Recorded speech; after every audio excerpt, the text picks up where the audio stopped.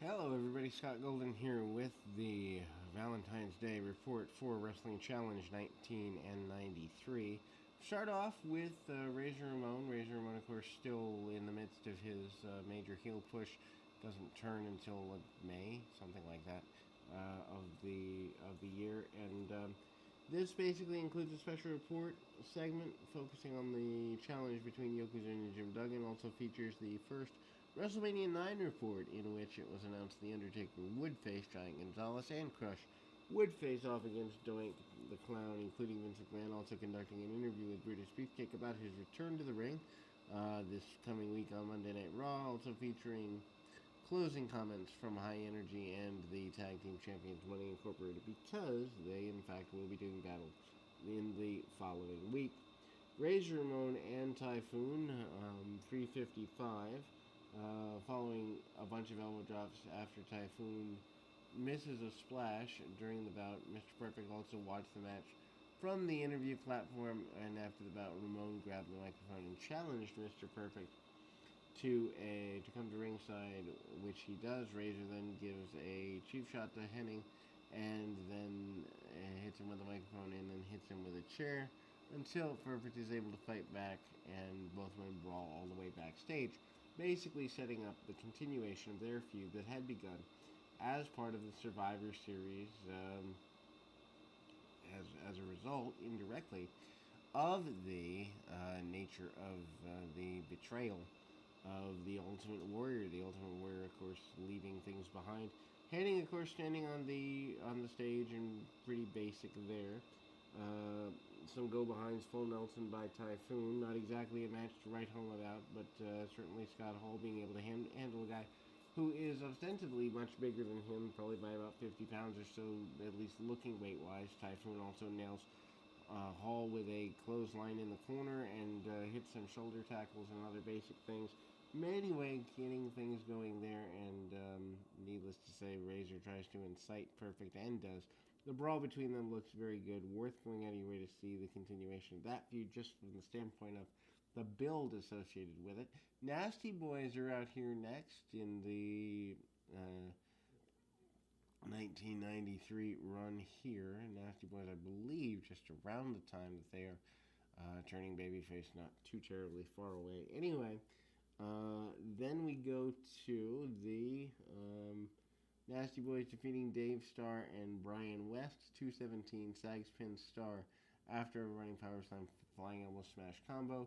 Also, they do the pit stop Pity City combination, not to be surprised by that, as they do that almost every time out, and it's a pretty basic maneuver. Knobs and Sags certainly were actually being sent out in 1993-94, actually before they leave the WWF. I think they left in late 93, so but sent out as baby faces to do things like Special Olympics, carnivals, and other things for disabled kids, which is just weird. I think I mentioned on the channel before, Knobs once told me to rise out of my wheelchair and walk over if I wanted an autograph. Just amazing that he was a babyface at the time. Anyway, so then we go to Bobby Young and Doink the Clown. Bobby Young, relatively young, at least to the area, enhancement talent. Certainly not a guy that you have to write home about. Certainly not a guy that you really need to care about one way or the other. The continuation of the issues for Yokozuna and Jim Duggan, they've kind of shown the match again, or highlights of it anyway. And they're trying to get as much mileage as they can out of that. Doink and Bobby Young, though, pretty basic match. Doink with the drop toe holds, basic stuff, tries to rub his opponent's face into the mat, goes after him pretty aggressively and pretty simply at the same time. Doink hits as many hard shots as he can, also hits back suplex, and Doink gets the victory doing the posing thing again. We see local area promos for the Shawn Michaels and Big Boss Man match. Sherry Martel is going to be part of that extravaganza at the Nassau Coliseum February 26th. So certainly a big deal there. Big Boss Man continues to say that he wants to be the Intercontinental Champion. I think the last time he was in a major Intercontinental Championship feud was probably around the time of WrestleMania 7, 1991, a couple of years earlier when Kurt Hennig had it. short-term feud there. And also, they're kind of hyping WrestleMania 9. The idea that the Giant Gonzalez thing was a big deal at the time probably doesn't seem like much to us now, but Giant Gonzalez was a certain failed experiment. Anyway, Bam Bam Bigelow, who by this point in 1993, the bloom had not fallen off the rose. Bigelow had, in fact, been a major star in Japan by this point and didn't really translate all that well here in 1993. This is his second time of the two times he's part of the WWF. Anyway, we move to his enhancement match. Put the chin lock on the guy, even though the match is super, super short.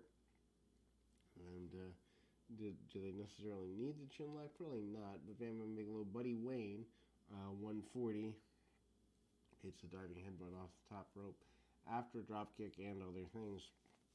Buddy Wayne, of course, the trainer of Ryan Alvarez, Vince Verhey of Figure 4, and various other people. Undertaker with Paul Bearer against Brian Boyer, 137. Flying clothesline, walk of the ropes, and a tombstone for the Undertaker at the time. Undertaker obviously still a babyface, and still they're trying to rehab him after the attack at the hands of the very brutal Giant Gonzalez. Brutal in more than one way. Brutal because of his size and the supposed power, but also brutal because, well, have you seen his matches? Anyway, Brutus Beefcake hyping his return to the area.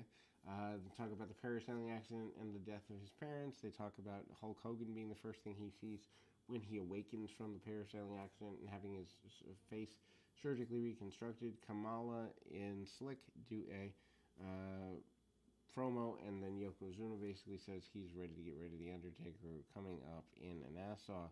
We will be back with more action right after this.